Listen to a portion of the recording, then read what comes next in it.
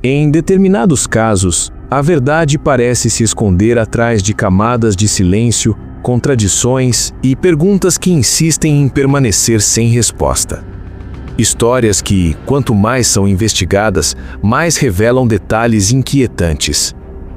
Esse é exatamente o cenário que envolve o caso da soldado da Polícia Militar, Gisele. O episódio ganhou um novo rumo após a divulgação de análises periciais recentes. O que antes parecia seguir uma determinada linha de investigação passou a levantar dúvidas ainda maiores. Hoje, o caso é apurado como possível feminicídio, mas, curiosamente, até agora nenhuma prisão foi realizada. E no centro de todas essas perguntas está uma figura inevitável: o marido da vítima, o tenente-coronel da Polícia Militar, Geraldo Leite Rosa Neto, de 53 anos. Naquele apartamento, no momento em que tudo aconteceu, havia apenas duas pessoas: Gisele e ele. Os novos laudos periciais trouxeram informações que desafiam a versão inicialmente apresentada. Após a exumação do corpo, um novo exame necroscópico apontou lesões no rosto e no pescoço da vítima. Segundo os especialistas, essas marcas seriam compatíveis com uma possível tentativa de estrangulamento. Outro detalhe chamou ainda mais a atenção dos investigadores: existe a possibilidade de que Gisele tenha perdido a consciência antes do disparo que tirou sua vida. E, se isso for confirmado, surge uma pergunta inevitável: como alguém desacordado poderia realizar o ato que foi atribuído a ela? Responder a essa questão se tornou um dos pontos centrais da investigação. Para entender o que pode ter acontecido, é necessário voltar para a manhã do dia 18 de fevereiro de 2026.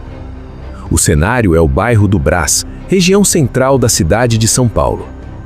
Por volta das 7h28 da manhã, uma moradora do prédio afirma ter escutado um barulho vindo de um dos apartamentos.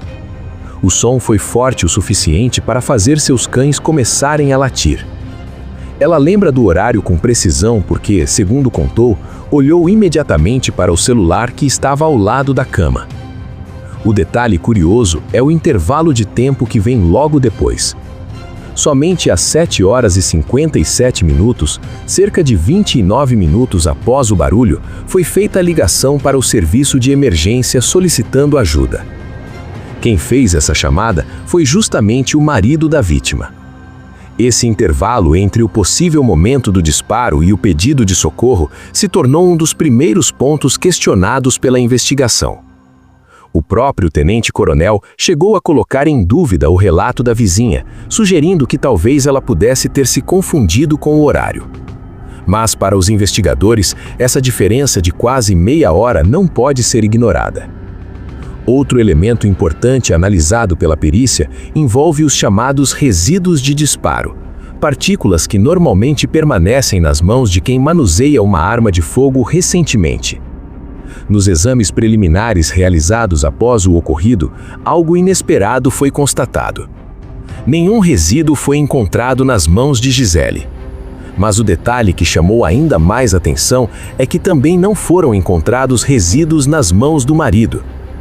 A situação se torna ainda mais curiosa quando se observa a sequência de acontecimentos daquela manhã.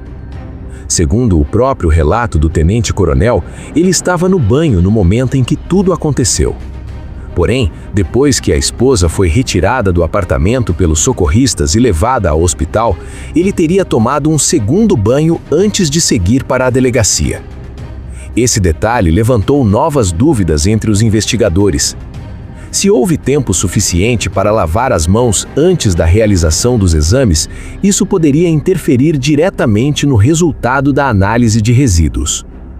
Alguns policiais que estiveram no local chegaram a relatar que perceberam um forte cheiro de produtos de limpeza quando o oficial retornou do banho. Outro ponto intrigante envolve a posição em que a arma foi encontrada. De acordo com relatos do médico do Serviço de Atendimento Móvel de Urgência que atendeu a ocorrência, a arma estava firmemente posicionada na mão da vítima. Segundo ele, após anos lidando com ocorrências desse tipo, aquela posição parecia incomum quando comparada a outras situações semelhantes. A estranheza foi tanta que o socorrista tomou uma decisão pouco comum. Ele resolveu registrar imagens da cena antes da remoção da vítima. Essas fotos posteriormente passaram a integrar o conjunto de elementos analisados na investigação. Em uma dessas imagens, outro detalhe chamou a atenção. Um dos pés de Gisele parecia estar preso sobre um móvel da sala. Essa posição levanta novas dúvidas sobre o que pode ter acontecido naquele ambiente antes da chegada dos socorristas. Como ela teria ido parar naquela posição? Seria possível que tenha havido algum tipo de movimentação ou luta antes do ocorrido? Responder a essas perguntas depende agora do trabalho minucioso da perícia. Enquanto os investigadores tentam reconstruir cada segundo daquela manhã, surge também a questão da possível motivação. Por que Gisele teria tirado a própria vida? Para a família, essa hipótese simplesmente não faz sentido. Segundo relatos de parentes, Gisele era uma pessoa que demonstrava vontade de viver e tinha planos para o futuro. No dia anterior ao ocorrido, por exemplo, ela teria ido normalmente à academia. Para aqueles que conviviam com ela, esse comportamento não parecia compatível com alguém que estivesse planejando algo extremo no dia seguinte. Além disso, familiares afirmam que o relacionamento do casal enfrentava sérias dificuldades. Segundo eles, Gisele estaria considerando a possibilidade de se separar. Testemunhas também mencionam episódios de ciúme excessivo e comportamento controlador por parte do marido. Segundo esses relatos, Gisele enfrentaria pressão psicológica dentro do relacionamento. A família afirma acreditar que ela jamais tomaria uma atitude contra a própria vida, principalmente por causa da filha pequena, a quem era profundamente ligada. Já na versão apresentada pelo tenente-coronel, a história seria diferente. Ele afirma que teria sido ele quem propôs a separação e que a reação de Gisele diante dessa decisão teria sido intensa. Duas versões completamente distintas. Dois relatos que seguem caminhos opostos. E no meio disso tudo, uma investigação que agora tenta descobrir qual dessas narrativas se aproxima mais da verdade. Mas à medida que novas informações surgem, mais perguntas aparecem. E algumas são difíceis de ignorar. Se o caso passou a ser investigado como feminicídio, quem seria o responsável? E por que até agora nenhuma medida mais dura foi tomada contra a única pessoa que estava no apartamento naquela manhã? Essas perguntas continuam ecoando enquanto o caso avança lentamente pelos corredores da justiça. E talvez o que mais intriga a sociedade seja justamente isso: a sensação de que ainda existem muitas peças faltando nesse quebra-cabeças. E algumas delas podem ser decisivas para revelar o que realmente aconteceu naquela manhã. À medida que as informações começaram a surgir, o caso passou a gerar ainda mais questionamentos entre investigadores, especialistas e a própria sociedade. Um deles envolve justamente a forma como o caso passou a ser tratado pelas autoridades. A investigação passou oficialmente a considerar a possibilidade de feminicídio. E quando um caso assume essa classificação, automaticamente surge uma pergunta inevitável: quem seria o responsável? No entanto, mesmo diante dessa mudança na linha investigativa, uma situação chamou a atenção de muitos observadores. A única pessoa que estava dentro do apartamento naquele momento, o marido da vítima, ainda não havia sido formalmente apontado como suspeito pelas autoridades. Para muitos, isso gerou um certo estranhamento. Especialistas em direito criminal costumam afirmar que em casos onde há morte dentro de um ambiente fechado e apenas duas pessoas estavam presentes, é comum que a investigação trate o sobrevivente como peça central da apuração até que todos os fatos sejam esclarecidos. Mas nesse caso, a condução da investigação parecia seguir um ritmo diferente. E não demorou para que outro detalhe começasse a chamar a atenção. Relatos indicam que um desembargador do Tribunal de Justiça de São Paulo teria sido uma das primeiras pessoas a chegar ao local após o ocorrido. Segundo informações divulgadas posteriormente, ele seria amigo pessoal do tenente-coronel. A explicação apresentada foi de que ele teria ido até o local para prestar apoio naquele momento delicado. Ainda assim, esse episódio levantou novas perguntas. Qual teria sido exatamente o papel dessa autoridade naquele momento? Ele apenas ofereceu suporte pessoal ou participou de alguma forma do contexto inicial do caso? Até hoje, esse é um ponto que continua sendo debatido. Enquanto isso, a pressão por respostas aumentava. Familiares de Gisele passaram a cobrar publicamente mais transparência nas investigações. Para eles, o principal objetivo sempre foi apenas um: entender o que realmente aconteceu dentro daquele apartamento naquela manhã. Com o passar das semanas, novos elementos começaram a surgir dentro do inquérito. Os laudos mais recentes, que apontavam possíveis sinais de agressão antes do disparo, acabaram mudando completamente a direção da investigação. A partir desse momento, a hipótese de que Gisele teria tirado a própria vida começou a perder força entre os investigadores. Foi justamente após a divulgação dessas informações que outro movimento chamou a atenção. O processo passou a tramitar sob sigilo judicial.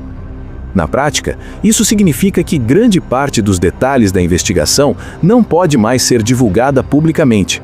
Apenas os envolvidos diretamente no caso têm acesso ao conteúdo completo do inquérito.